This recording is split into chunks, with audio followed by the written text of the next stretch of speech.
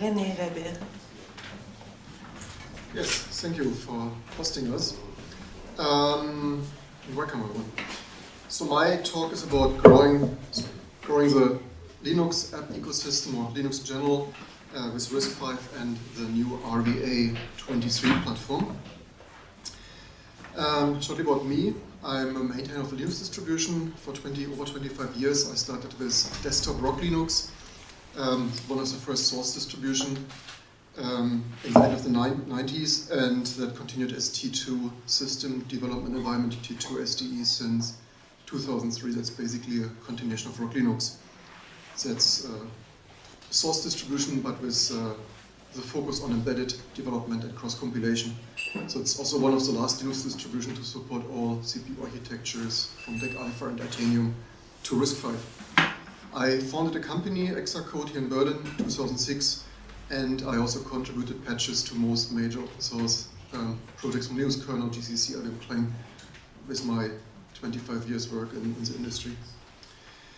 So what is RISC-V? Who of you has heard about RISC-V? Okay, that's more than I thought. Amazing. If you have any question at any time, just always raise your hand and interrupt me. So historically, most CPU architectures, ISAs, instruction set architectures were commercial, like Intel, IBM, Motorola, IBM PowerPC, and so on, Sun, Spark, and so on. So there were always one or multiple companies that licensed those and held the patents, and you could not just clone an x86 until you want to have a lawsuit with Intel, which of course some companies tried anyway. And wouldn't it be nice for open source if we also had open hardware, right? So there were multiple attempts over the years, starting as early as the 80s. Then there was one major attempt, like some Freedom FCPU. There were even talks here in Berlin at the CCC in 2000 or so. It was a Freedom FCPU. The Open RISC that was relatively successful. That's from the Open Cores project, people doing open hardware. But that was found to have some limitations, like mostly 32-bit, no clear 64-bit paths, use of conditional flag registers, and so on. So the current timeline, the current future is more focused on RISC-V. What is RISC-V? RISC-V dates back to the very early 80s, Berkeley research, and that's actually surprisingly as old as 1981. And probably many commercial RISC CPUs were based on this research from the 80s. Think MIPS and Spark and IBM PowerPC. So there were multiple iterations, even in the 80s. Berkeley RISC 1, 2, 3, 4. And RISC-V is surprisingly new. There was a 20-year gap, basically, when everyone just was busy with commercial CPUs. So the focus came back to open source CPUs, or general open ISA. And the modern RISC-V was basically announced, or the initial version announced and published in 2014, just a little over 10 years ago. So why RISC-V succeeded over other open designs? It's a clean ISA design, not like others, even PowerPC that's over the 30 years relatively complex. It has also modular extensions, so it's not like one monolithic ISA like x86 where everything is in there. Although x86 also has revisions of 586 and 64-bit extensions and SSE AVX, but RISC-V is even more modular in terms of those ISA extensions. There is a very small base set of RISC-V 32-bit I for integer, and then extensions for M for multiply and divide. So basically the very tiniest RISC-V core could not necessarily have multiply and divide instructions. That is similar to the very first Spark version 7 from 1985 or 6 or so. That is a benefit, that you can do very tiny microcontrollers, and there are multiple open source implementations that just use like Pico RV23i, that use just some hundreds of gates on an FPGA. And it scales still to high performance desktop and server silicon. So that's why there are multiple dozens in the meantime of optional extensions. M for multiply divide, A for atomic, F for float, D for double double precision floating point. C compressed, that's basically similar to ARM thumb. V for vector, B for bit manipulation and crypto, and some more, hypervisor and then dozens of others.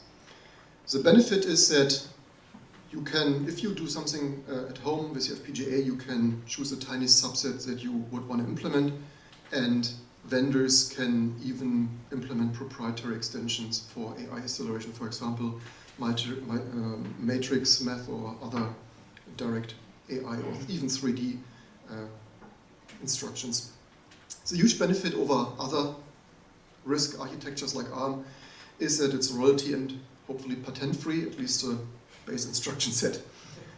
So what are these new application profiles? This talk today is about RVA23, that is the year 23 edition. What those application profiles do is they map a certain set of extensions so that people know what they're getting, because after the first 10 years of RISC-V, it got a little bit fragmented. Everyone implemented some other extensions, even some draft experimental ones, unfinished ones. And so in 2020, the first baseline profile was defined, an original RV RISC-V 64GC for general meaning integer, floating point, and so on, multiply, divide. And that was basically the original Linux baseline without much things. Then of course people want more performance, more features. RVA22 added stronger requirements on memory, ordering and cache instructions, bit manipulation extension, and had some optional things, but in my opinion the optional things, they're optional, you don't need to list them, right? RVA23 now is very important because that finally added SIMD single instruction multiple data vector extensions, similar to Intel, SSE, AVX, or PowerPC Altivec, ARM, Neon, and so on. So that's certainly quite needed for high-performance graphic applications that do some RGBA blending or 3D computations. So that was finalized in 2023, and now the first hardware appears. Actually, if you want to see one, I have a prototype with me of the SpaceMid K3 that's Raspberry, like reaching the performance of Broadcom Raspberry Pi, latest Raspberry Pi 5 performance finally. That is why that is such a huge deal, and what is all the news about. Some distributions even switch completely, like Ubuntu, the latest Ubuntu, whatever the version is, 26 probably, or something of that sort. They even make it mandatory, which other distributions don't. So our T2 Linux continues to support other baselines, but the latest Ubuntu from this year, you can then only install in QEMU or the hardware that now appears on the market. That is how important some vendors consider this. And on top of the vector extension, it also includes a hypervisor extension to run KVM Linux isolated virtual machines. One noteworthy thing is that the RISC-V vector extensions is quite forward compatible.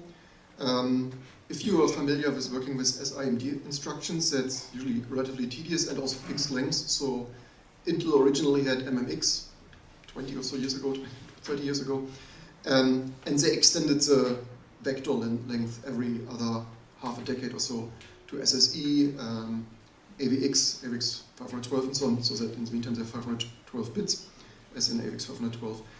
And the RISC-V vector extension was from the beginning designed to be flexible and forward compatible, because the problem with historic vector extensions, also others like IBM PowerPC, Altivec, is that you always need to work with one fixed length. And if there's a next generation that doubles the width, your application does not just become faster, and you need to rewrite most of your assembly code for that.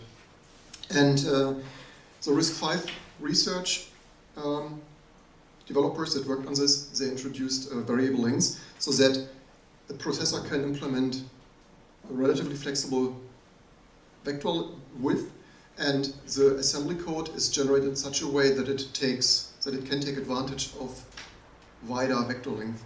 That is similar. ARM has done something similar with this SVE scalable vector extension. That you also see the very first silicon now on the market.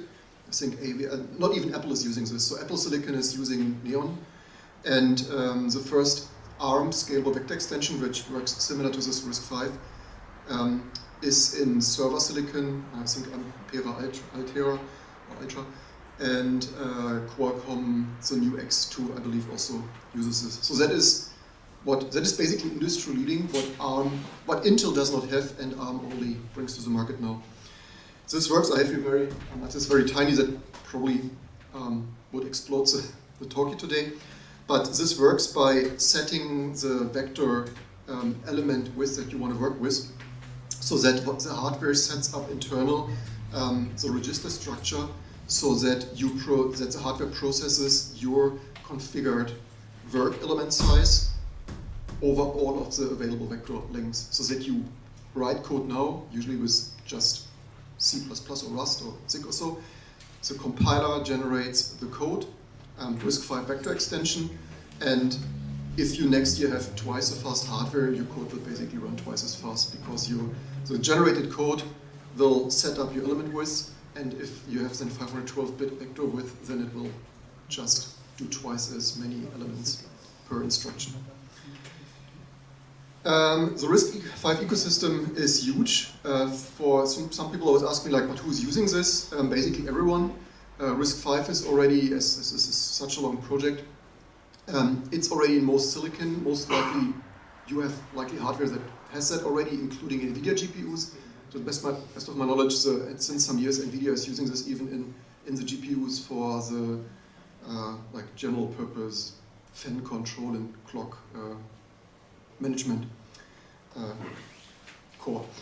Also SSDs, so increasingly hardware, like even SSDs from some companies, the controller on the SSD that is implementing the NVMe PCIe protocol from some vendors is already using RISC-V cores. So that is basically huge, obviously everyone, including probably Google and so on. Devices, there are many consumer devices. One, of course, so the RISC-V ecosystem has many startups, starting from Sci-Fi, Hi-Fi.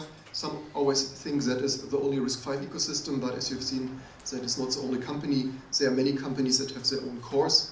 Like they even open source cores, like dozens of them, right? Not like just one, like not just Pico RV. There are many high-performance open source cores that you can just synthesize on your FPGA for years already.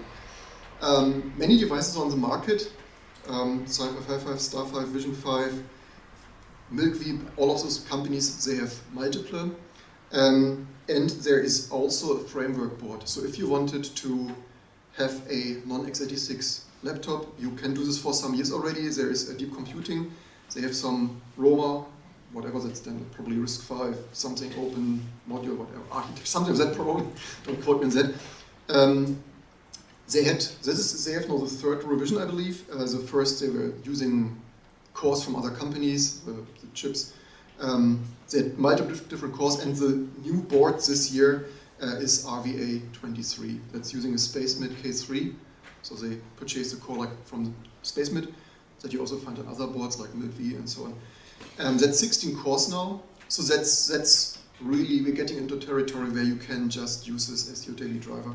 16 cores, that's a little bit asymmetric. That's 8 high-performance cores and 8 AI enabled cores. They have some special AI instructions for NPU workload, but you can use them all. They are all RISC-V cores. It's a little bit like ARM, big and little. Just that 8 cores are performance and 8 cores are not as high performance, but AI accelerated. What is the current status? So the current status, everything works. In the last 15 years, of course, support was added to the compilers. The infrastructure is basically there. You can just take your code, compile it, and run it. GCC LVM Clang, so it's not only just one compiler, both major open source compiler have that. We have Firefox, KDE, GNOME, all of this, of course, works. Even QEMU with KVM, now on the RVA23 profile. And there even is, yesterday we heard the talk about the ARM FX, the x86 translation layer. There is a fork of that for RISC-V, that's Felix 86, so that you could even start to do gaming, especially soon when the silicon becomes a little bit more high performance. That's basically, I have this fully running. So the hardware that really exists. I have here one of the first prototypes with me. Some people always like, so that is a framework module, right? So that's, I could have done this talk even from this hardware, so that is how it looks like. I just don't have the framework shell. That's framework size RVA23. That's a space bit K3. The screenshot is from this machine, so everything works. So that is full KDE, cross-compiled with T2 Linux, which I'm working on. Basically, we have everything ready in cross-compiling. But of course, natively compiling works too. It's just Can you hold it into the camera? Oh, of course. I just need to be careful that it doesn't fall out. isn't screwed in. Thank you. Yeah, I could have done the talk from this. I just didn't want to fiddle with the display controller. It's a little bit fiddly with the HDMI signal and so on. But that's fully running, including on this hardware. I made PowerVR graphic work. That's of course one big problem with all the small board computer silicon. And I was shocked how easy it was. All the people was like, yeah, we cannot do this, we cannot do this. It took me one day to get the PowerVR graphic working. It's currently just not the fastest. As you know, the companies always put some silicon in there, and we need to get it to work. That is close, but that is relatively modern, as you see. That should have been 6.19, but this is with some huge patches, right? I have the patches, they are not yet public, but I'm working with those companies to hopefully mainline this faster now. But it's not that big anymore because K3 is basing on the K3 silicon, so they only have some changes here, some changes there. And the graphic, however, was mainline, and I was shocked how easy it was to enable this. That is always a disconnect between all the people always writing on forums, doesn't work, and it often only takes someone who works in this field, and it took me one day to get the PowerVR graphic to work. The user space part was the open source one? This is open source, yes, of course. The vendor told me, use our binary stuff. I literally could in one day not get the vendor binary stuff to work. It's like, okay, and then I take a look at the open source stuff, and like within hours I had it working. It took me literally longer, but this is Mesa Git. Actually, they released this last week, I believe. Yeah, it took me the longest to debug Mesa because I naturally assumed, like after working for years with Imagination PowerVR, I thought everything is in Mesa already, and it wasn't. So I debugged things that were, each time I fixed some things that's like, oh, it's fixed in Git already. It's like yeah. So, but yeah, that took the longest. But the performance is not yet amazing. I had not yet time to debug why. I'm already happy enough that it works at all. Maybe it's just an issue of only using one core because there's some core count not implemented in the kernel. Upstream, maybe that's just running on one GPU, and with all of them it would be faster. I would need to analyze it. You mentioned this also includes hypervisor extension. Does KVM work on this? It should work, but it did not for me. So that needs some debugging. So this is super early silicon. There is a KVM device, so it kind of should work, but I get really strange errors with QEMU. You know, the usual stuff, you do some exotic thing, and QEMU is like, there is def KVM, it should work. Also, that is the thing with this SpaceMint K3, only the 8 high-performance cores have hypervisor extension. The 8 AI-assisted cores do not have. So that is what they, but on the plus side, you get basically, if you wanted to do your own AI LLM development, you could do that in native RISC-V on this, because it has some inference instructions and stuff. So that's why this is a little bit big little architecture. However, theoretically, the RISC-V international, they want to forbid this in the future. So for server profiles, that's already not allowed to have this asymmetric cores. And in the future, it sounds like desktop cores should also not do this. So, because for the developer, it's of course annoying, or even the user, you have 16 cores, but you cannot run the same application on all of them, right? You can do it, it's just not as convenient, right? But it's also similar to Apple Silicon. To the best of my knowledge, I believe Apple Silicon also does not have hypervisor extension on ARM on all the cores. At least on macOS, I think the energy efficient Apple cores do not have hypervisor. At least it doesn't do for me on macOS. But otherwise, everything works except QEMU, which should work. Probably just some patches away, I would hope. Yeah, PowerVR graphic. I was shocked that it worked again because the reason I'm shocked is there are other boards that do not have that working for 3 years, and nobody worked on this, right? Or like only recently some people started to work on this. And this is also probably an encouragement to you to sometimes look a little bit deeper. Often I read on forums, people only write doesn't work. Like if someone just would take some hours to try and maybe enable some K-config and of course it needs a little bit of knowledge, but like this was really easy, like really. But yeah, all the Vulkan stuff works. As you see here, that's live screenshot. It actually worked, despite the performance wasn't amazing, but that is a open source Mesa driver issue. It actually works better than the ARM Penfrost driver for me. The ARM Mali silicon on ARM open source Penfrost driver has huge image corruption issues on my hardware that I have for testing that I also still need to debug. This does not have. So at least the picture is picture perfect, but the performance. But hey, at least you can use KDE and GNOME, right? It's already progress. But yeah. What needs improvements? So as I said, everything is there, but as you said, KVM needs improvement, QEMU needs improvement. Optimizations, right? It's a difference between the platform starts to work, everything is there, and everything is optimized. KDE and GNOME run, but not yet amazing. That has multiple issues. One is, for example, KDE Qt. They have their various QPainter optimizations for SIMD. That is the kind of stuff everywhere where the Linux desktop was optimized on x86 or ARM. We also need to optimize it on RISC-V now. I would usually suggest to try to use compiler auto-vectorization stuff, because otherwise manually written assembly always needs to be ported. In general, actually GCC client auto-vectorization needs to be improved too. That's at the infancy. So that auto-vectorization means you write code and the compiler automatically vectorizes that to single instruction multiple data extensions. Also, I believe QML, from what I've seen, not that much of a KDE expert, aspiring KDE expert, I think QML is using JavaScript internally. There's some KDE expert here. At least I saw there's some JavaScript v4 or v5 or stuff. Everything that's using JavaScript in KDE and GNOME, of course, needs to be a little bit optimized, right? Otherwise, that's a difference of day and night when you interact with an application and everything is 10, 20, 30 times slower. Is it also a problem with the browsers? Like if I go to a website with JavaScript? Yes, of course. That's why I have that here, JavaScript JIT. It works. I have not checked how much it's optimized, probably not yet. In general, like for Firefox, I think Chrome, I'm personally not using Chrome because Firefox, so I cross-compile everything with T2 Linux, that is this build system that can cross-compile.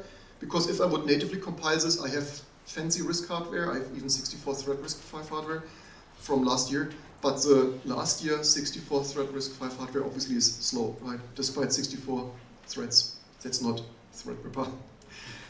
That would build, like if I would build this natively, I can, but it would take a month, right?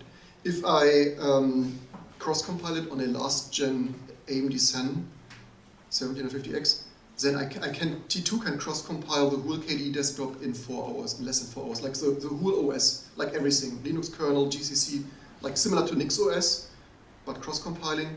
That's the difference between I can compile everything in 4 hours to I wait a month, right? So JIT, that's, yeah, Firefox. And Firefox, for me on my machine, builds in 10 minutes. Chrome builds in 1 hour 20, right? So, yeah. That's why I'm personally not using Chrome. I'm personally using Firefox. Also, so in our T2 desktop, we ship Firefox by default because, right. But people told me that RISC-V in Chrome is not even upstream. I've not checked that. I had other things to do, but there are patches for Chrome. You can run Chrome, but it sounded to me, people told me that's not upstream. So JIT needs to be obviously optimized or implemented. It's not so much of a deal because Microsoft did a research paper many years ago, like 5 years ago, that they even disable JIT in their edge or so, because they found when they researched that the JIT overhead is so large that on a normal website, if you just browse a news site or book something, that you're running this JIT is slower because the JIT startup cost is just so huge. You can look up this paper. So that's not that much of a deal. It's only like if you do 3D gaming or like long-term JIT stuff in the browser, then it's apparently more of an issue. Yeah, Felix 86, as I mentioned, that is the fork or like the fork or reusing components from FACS yesterday that allows x86 emulation, high performance. That's of course at the beginning, so that's probably a little bit away from running Unity games or so. Chrome General, SIMDs, VF, so there is SIMD everywhere, like even in libJPEG Turbo, what you these days usually run, like for high performance JPEG. So similar to that, there is handwritten, manually written assembly all over the ecosystem. It usually works without that, but then it's just slower. There's even JSON, SIMD, like basically everything where people creatively could use this vector extensions. There are libraries for that, and all of those, if you wanted to have the latest, highest performance, all of them over the next years would need to be supported. That will of course happen because, as you've seen, the RISC-V ecosystem is huge. And not only are there, all the big industry are behind it, similar to the Linux Foundation, like everyone is in the RISC-V International Foundation. And I guess my personal feeling is that the industry is very huge behind that, although you don't see that yet the most, because first of all, nobody really can do x86 CPUs. That's basically a duopoly of Intel and AMD, Cyrix and VIA and all the others. They all went. I mean, okay, there is a Chinese continuation of IDT WinChip VIA and stuff, but but basically to write you. And ARM is also highly expensive. You have seen even very wealthy companies, that multi-billion-dollar companies that do ARM, even they sue each other, right? Like when Qualcomm purchased whatever that was, something. Even they got sued by ARM for using their license. And they had two licenses, right? Like Qualcomm had a license, and they purchased this high-performance ARM startup. Then they had two licenses, and they get still sued from ARM for violating the two licenses they have, right? So, but they lost in court, actually. But yeah, you have two ARM licenses for your high-performance ARM, and you still have a lawsuit, right? So I expect long-term RISC-V will become even more popular. I mean, in the DIY scene, it's already very popular. Everyone who does some CPU core at home on a FPGA does RISC-V. I mean, most of them. And all the big industries, you see NVIDIA adopted this already. SSD manufacturers, storage manufacturers adopted it already. And on top of all of those companies that you see, like Sci5, Hi5, like even Alibaba, right in China, Alibaba, the T-Head company, and all the others in between, that is just the tip of the iceberg. There are many startups that you have not even heard about this who work on high-performance server silicon already. So that industry will only grow. And of course, it's a much more healthy ecosystem because companies can get together and discuss what they want to do with it instead of just Intel and ARM setting what can be implemented, right? I guess that was mostly it. I hope that was interesting and you learned something. If you have any question, please feel free to ask. Who of you, yeah, please? I'm curious, there's been a lot of complaints in the Linux kernel community about the proliferation of device tree files and things like that because there wasn't unification around a single instruction set. I guess in RISC-V are we approaching a situation now where this particular ISA will be enough of a standard that you'll be able to make definitely and kind of be able to boot on most devices? So your question is mostly about device trees, or? Well, about the K-config and so forth. Yeah, so good question. I didn't hear that many complaints, but so the main problem is, and that's not a RISC-V problem, the main problem that the problem is inherited from ARM. And the problem is also not ARM itself, the problem is that all the 2,000 or plus startups, they all do their cheap in-house silicon, right? And everyone says that is a problem. The problem is not ARM or RISC-V. The problem is that every company gets some cheap peripherals, even clock drivers and pin config and stuff. And that's the problem, right? That unfortunately RISC-V did not solve. I personally I always tell the companies, stop inventing your own peripheral things. You can please standardize some things, but until this companies standardize on some peripherals, like x86, where some PCI bus just works, but every company on that, that's basically a cheap, affordable SoC, like system on chip problem, that everyone just does their own thing, and that's the same for both, unfortunately. How do you think the fragmentation of all those different extensions that can or that may or may not be present affects like the application of the system? Like if I, for example, want to build my application or to offer builds, I have to kind of ask myself, do I do this for RVA 20, 22, 23 and so on? Yes, good question. This currently is a bit of a problem, but it's similar to Intel, right? We had Intel like this, similar to like 25 years ago, 30 years ago, 486 Pentium. It was like, do you ship for 486 or do you ship for Pentium, right? And now that 64-bit, and then now we have x86-64 version 1, 2, 3, 4 and stuff, right? It's similar to do I ship with SIMD 2, 3, 4, AVX 2, 512, right? Currently, that's indeed a problem, and I mean, Ubuntu makes it easy. Ubuntu just says, okay, RVA23, basically this is your silicon and forward, then you don't have a problem, right? But if you wanted to support more things, then you would need to build at least RVA22, or if you wanted to support even older, but honestly, my industry part is probably better closing ears now, but the first silicon was so slow, you probably don't really want to support it, right?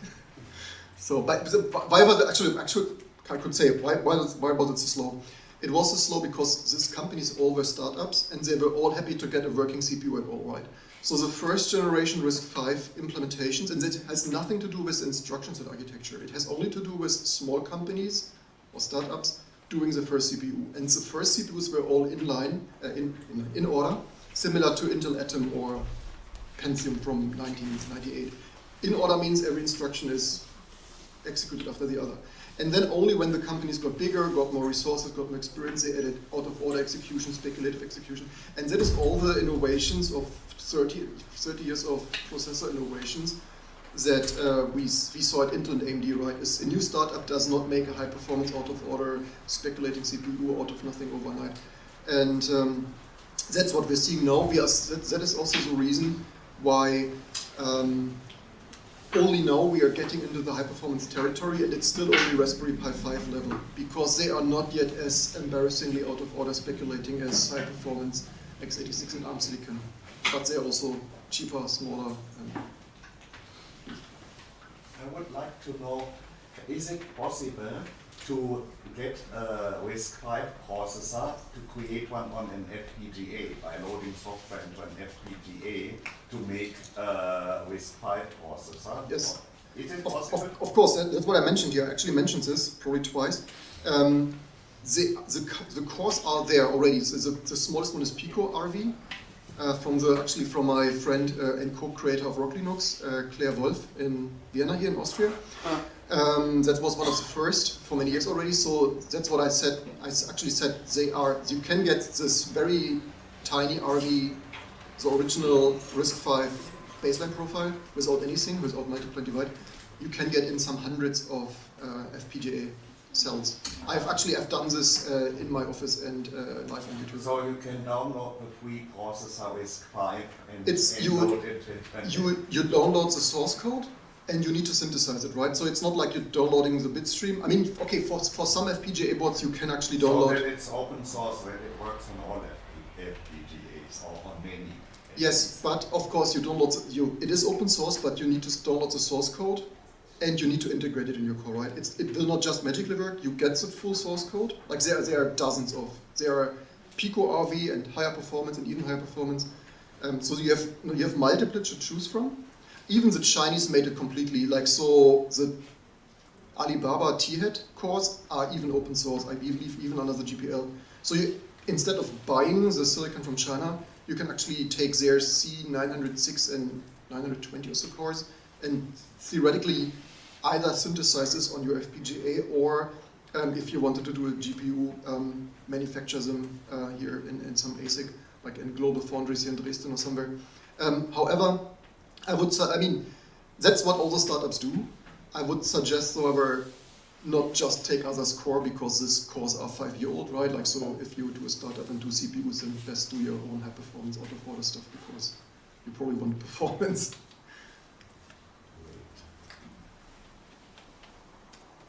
Okay, any more questions? Otherwise, yeah, if you need more, if you want more information, that would be, I also have a YouTube channel where I do this development live every other day. Yeah, Christian. Do you think that if, for example, if I buy like of the upcoming RISC-V boards, if I'll be kind of safe for the next few years, or if there will be soon another baseline that everyone will No, you will be safe. So RVA, that's actually a good question. RVA23 is very safe. So the original one, I mean, the original ones you also safe, they're just not fast. Yeah. But so RVA23 is a very safe, especially with this forward scaling vector extension, so that you can. So you don't expect like distros dropping support for that? I don't really see that right now. There's also nothing, there are always some small things here and there on the horizon, but there's nothing like, Vector was huge, Hypervisor was huge, but Vector was so huge that some Chinese companies implemented the draft, the 07 draft in silicon, and now we have some draft silicon on the market that you have a hard time to use because it's not final spec. But I don't, like this is really not full featured. Like that's basically everything that current x86 and ARM has, and now we only need hardware vendors that do really out of order speculating high performance and also CPU frequency scaling and low idle power CPUs. Basically everything, the spec is done and the software is done too. Okay, thank you.